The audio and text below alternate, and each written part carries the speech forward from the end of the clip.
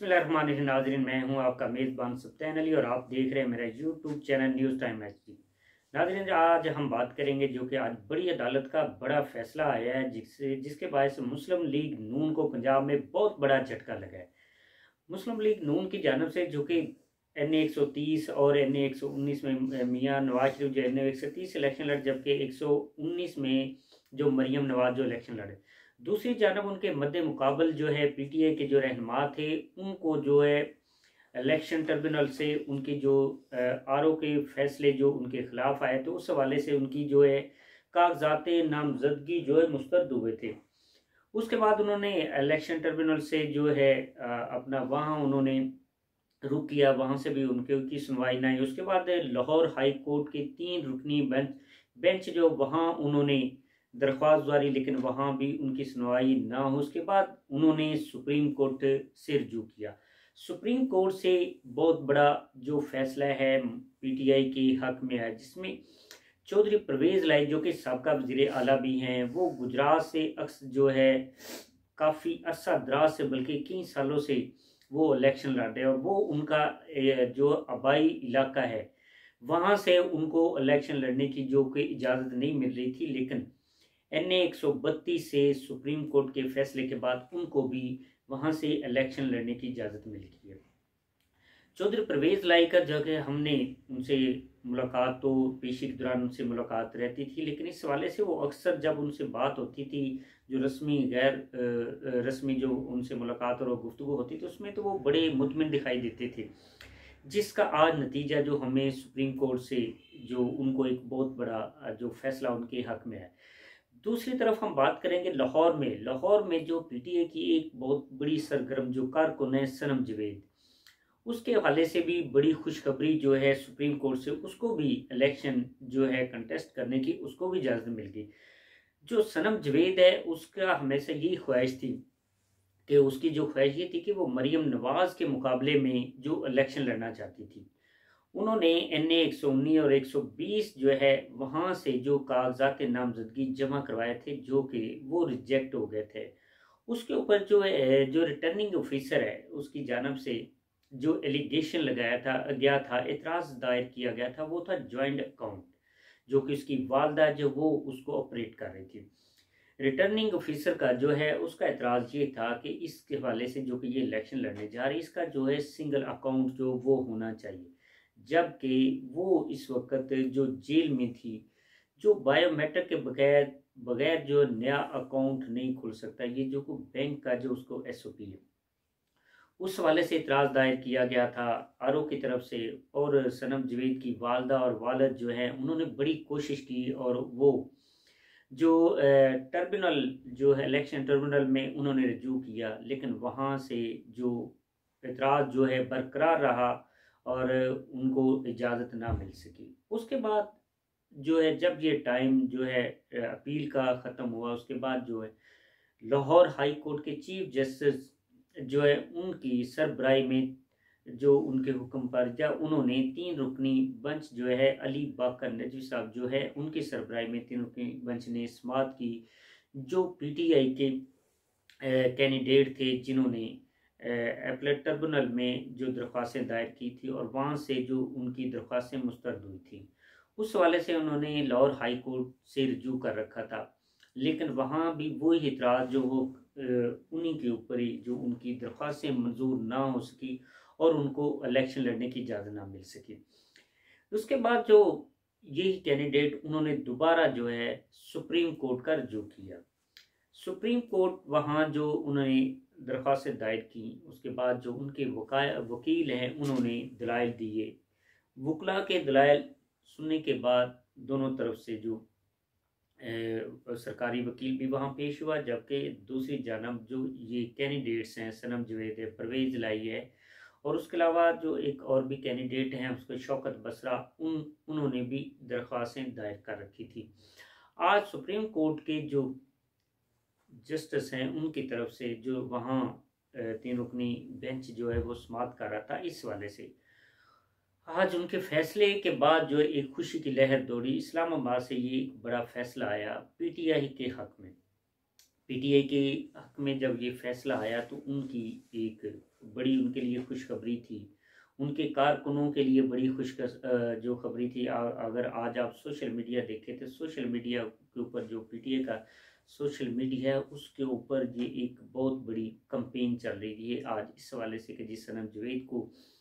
भी इजाज़त मिल गई इलेक्शन लड़ने की AN 119 120 और PP में भी उसने कागजात नामजदगी जो इलेक्शन लड़ने के लिए जमा करवाए रखे थे, उनको PP जो है वहाँ से भी इलेक्शन लड़ने की इजाज़त मिल गई।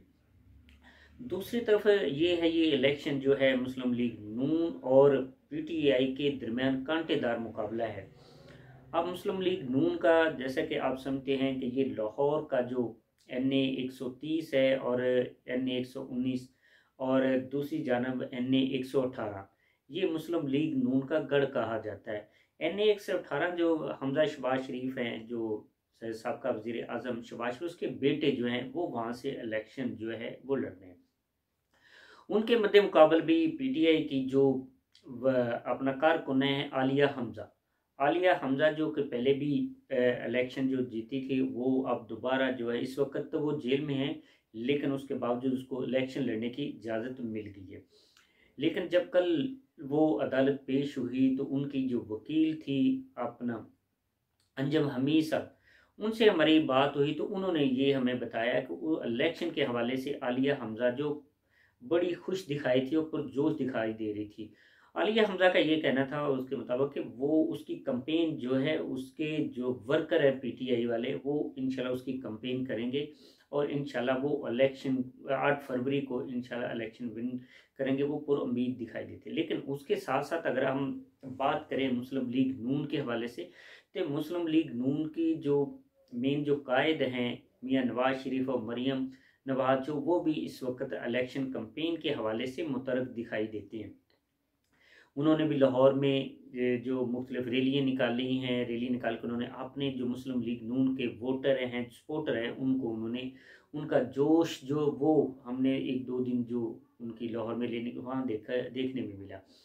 अब ये इलेक्शन तो हर सूरत में 8 फरवरी को होने जा रहे हैं। अब ये इलेक्शन होने भी चाहिए क्योंकि इस वक्त जो पिछले 1.5 साल से जो इस वक्त मुल्क में एक महंगाई का जो दौर चल रहा है, उसमें जो अवाम है वो यही देख रही कि कोई भी गवर्नमेंट आए, चाहे वो पीपल पार्टी की हो, चाहे नून लीग की, चाहे वो PTI की, कोई भी गवर्नमेंट हो, और 5 साल की गवर्नमेंट आएगी तो उससे ये कि हमारी जो इस वक्त महंगाई कंट्रोल होगी। लेकिन दूसरी जानब जो मुल्क से पाकिस्तान से दूसरे ओवरसीज पाकिस्तानी वो अक्सर अपने मुल्क में इन्वेस्ट करते हैं और पिछले अरसा दराज से जो वो इसी कश्मकश में हैं कि इस वक्त हमारे मुल्क में कोई गवर्नमेंट नहीं है। अब जो कि इस वक्त पिछले अपना 9 माह से या 10 माह से जो इस वक्त निगरान सेटअप चल रहा है, निगरान सेट की वजह से जो इन्वेस्टर है वो हमारे मुल्क में नहीं आ रहा, जिसकी वजह से करके इस वक्त महंगाई जो है वो अरूज पर है। महंगाई की वजह से बुनियादी वजह है कि इस वक्त गवर्नमेंट ना होने की वजह से कोई इन्वेस्टर जो इस मुल्क में इन्वेस्ट करने को तैयार नहीं है। तो ये तो बातें हैं, जब कोई गवर्नमेंट आएगी तो वो इस वाले से जब 5 साल के लिए गवर्नमेंट कोई भी होगी तो ज़ाहिर इन्वेस्टर को भी इत्मीनान होगा कि अब गवर्नमेंट आ गई तो गवर्नमेंट जो ये 5 साल के लिए तो वो भी इस मुल्क में इन्वेस्ट करेगा। उस वाले से जो यहाँ हमारे मुल्क के जो ताजर बरादरी उनके लिए भी ये एक बड़ी खुशैन बात होगी 8 फरवरी के बाद। दूसरी तरफ ये हम बात करेंगे कि इलेक्शन 8 फरवरी को जब होगा तो 8 फरवरी को अब ये PTI को इलेक्शन जो है कंटेस्ट करने की तो इजाज़त मिल गई। दूसरी जानब ये है कि अब रैलियों की इजाज़त इनको कैसे मिलेगी, क्योंकि जब ये रैली निकालती हैं तो पुलिस मुतहरक हो जाती है, जो कि आपने ये देखा कि अभी 2-3 रोज़ कबल जो है यहाँ लाहौर में जो है दफ़ा 144 जो है वो नाफज की गई है। दफ़ा 144 का मकसद ये है कि 4 से यानी 2 या 3 या 4 से लोग, जब 4 लोगों से ज़्यादा लोग इकट्ठे होते हैं तो उसके ख़िलाफ़ जो है उनके ऊपर जो दफ़ा 144 जो नाफज कर दी जाती है, मुकदमा दर्ज कर लिया जाता है। अब जब इलेक्शन है, इससे पहले हमने कभी ऐसा नहीं देखा कि इलेक्शन वाले दिन या इलेक्शन के दौरान दफ़ा 144 जो नाफज की गई, पहली दफ़ा हमें देखे, इससे पहले तो हमें देखने को ये नहीं मिला। इसका भी मकसद ये कि अगर PTI वाले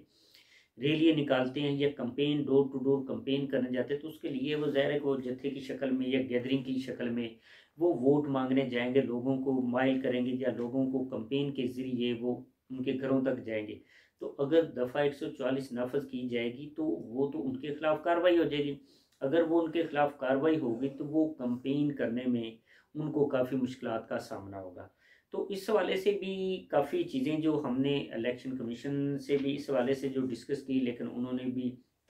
बात तो की थी, लेकिन अब वो इस हवाले से क्या वो दफ़ा 144 जो लगने जा रही इस हवाले से क्या वो इसके ऊपर अमल दरामद होने देते हैं या नहीं होने देते, ये तो सवाल बिल्कुल एक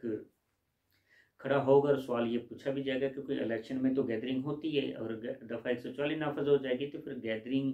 किसकी होगी। और दूसरी जानब मुस्लिम लीग नून के जलसे जो वो उसी तरह होगी, उनके ऊपर ये कानून नाफज नहीं हो रहा है, ये भी कानून नाफज करने वाले इदारों के ऊपर सवाल उठाए जा रहे हैं। तो दूसरी जानब ये इस वक्त जो है मुस्लिम लीग नून जो है उनके हवाले से एक बहुत बड़ा झटका भी है। वो ये है कि उस वक्त इससे पहले उनके मुकाबले में कोई कैंडिडेट नहीं था। अब मरीम नवाज़ के मुकाबले में भी कैंडिडेट आ गए हैं। दूसरी जानब नवाज शरीफ NA 130 से जो इलेक्शन लड़ रहे हैं उनके मुकाबले में जो आपने देखा है डॉक्टर यास्मीन राशिद उनका भी हल्का बाब जो है वो काफ़ी वसी है और वो पहले भी इलेक्शन जो है वो इस हल्के से जो लड़ चुकी हैं। उनसे भी कल जो उनसे बात हुई तो वो भी पुरजोश दिखाई दे रही थी। वो कह रही कि मैं 73 साल की उम्र में भी आज भी मैं मुतमिन हूँ कि मेरे जो वर्कर हैं और मेरे जो हल्के के लोग हैं, मैं उनके ऊपर जो पुरुमीद हूँ। इंशाल्लाह 8 फरवरी को वो लोग घरों से निकलेंगे और मुझे उम्मीद है कि मैं इलेक्शन जीतूँगी। लेकिन इससे पहले इसी हल्के से हमेशा जो मुस्लिम लीग नून ने जो इलेक्शन जो है वो जीता है। अब देखते हैं 8 फरवरी को ये सेहरा किसके सर पे जाता है, ये 8 फरवरी को ही देखेंगे। नाज़रीन, एक मैं आपसे बात करता चलूँगा कि ये मेरा यूट्यूब चैनल जो है इसको सब्सक्राइब ज़रूर कीजिएगा ताकि आपको आइंदा भी मेरी वीडियो जो हो आप तक पहुँच रहे। मुझे इजाज़त दीजिए। अल्लाह हाफ़िज़।